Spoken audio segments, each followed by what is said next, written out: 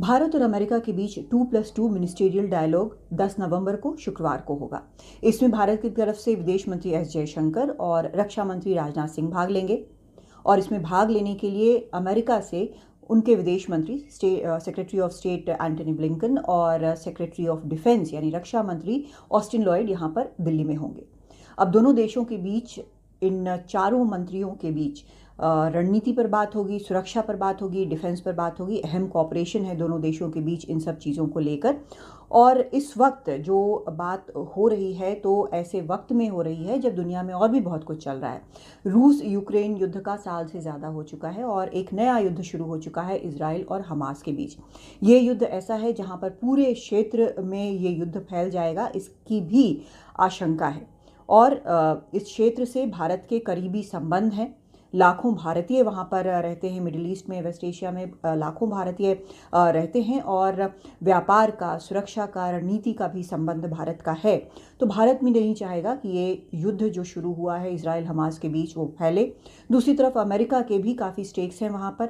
अमेरिकी जो विदेश मंत्री हैं लगातार इस क्षेत्र का दौरा कर रहे हैं, कोशिश कर रहे हैं कि युद्ध फैले नहीं बाकी देशों तक, बल्कि सीमित तौर पर ही खत्म हो जाए। इजराइल जो है वो जवाब दे जो हमला हुआ था उसके ऊपर 7 अक्टूबर को, उसके बाद। और वो इस बात को भी सपोर्ट कर रहा है कि हमास को पूरी तरह से इजराइल जो है जो ख़त्म करने की बात कर रहा है उसको भी।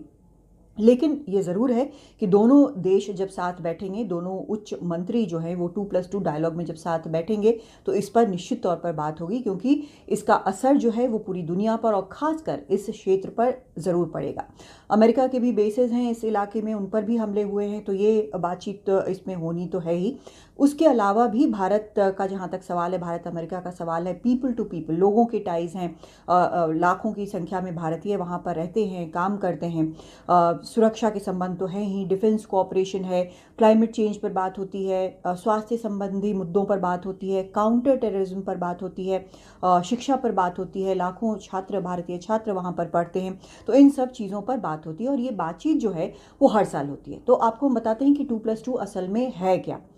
असल में ये वो बातचीत है जो साल 2018 में शुरू हुई और पीएम मोदी और उस वक्त के अमेरिकी राष्ट्रपति रहे डोनाल्ड ट्रंप के बीच इस बात पर सहमति बनी कि ऐसी बातचीत होनी चाहिए।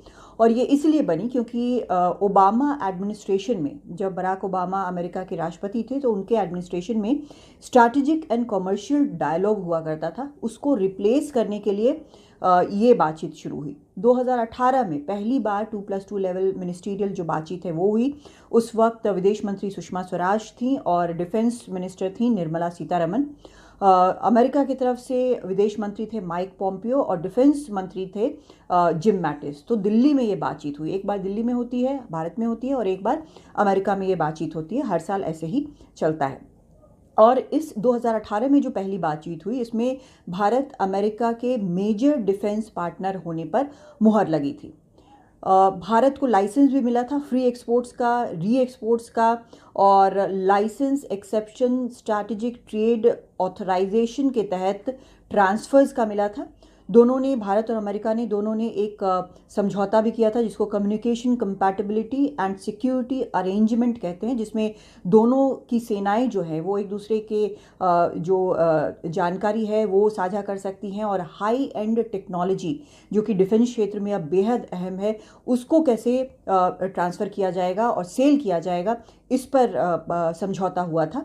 समिट में दोनों की तरफ से एक इंडस्ट्रियल सिक्योरिटी एनेक्सी पर भी साइन हुआ था, जिसमें मिलिट्री इक्विपमेंट जो डिफेंस फर्म है यूएस के वो भारतीय पार्टनर्स को बेचेंगे, इस तरह का समझौता हुआ था। तो आप समझ सकते हैं कि जितने अहम समझौते हुए और कितनी करीब भारत और अमेरिका पिछले कुछ वक्त में आए हैं, ये बताता है कि ये बातचीत जो है वो कितनी अहम है। तो इस बार जब ऐसे माहौल में बात हो रही है तो एक सुरक्षा का अहम मुद्दा है, और किस तरह से ये जो लड़ाइयाँ हो रही हैं वो बिल्कुल फैल न जाएं, उसका पूरे विश्व पर, खासकर जो ये दो पार्टनर्स हैं भारत और अमेरिका, वो सुरक्षा के लिहाज से और बाकी लिहाज से, आर्थिक लिहाज से किस तरह से इससे निपटें, वो एक बहुत अहम फैक्टर यहाँ पर होगा। क्योंकि इससे लोग भी प्रभावित हो रहे हैं, इससे अर्थव्यवस्था भी प्रभावित होगी, और इसका अगर ये फैलता है युद्ध तो और भी ज़्यादा समस्याएं उठ खड़ी होंगी।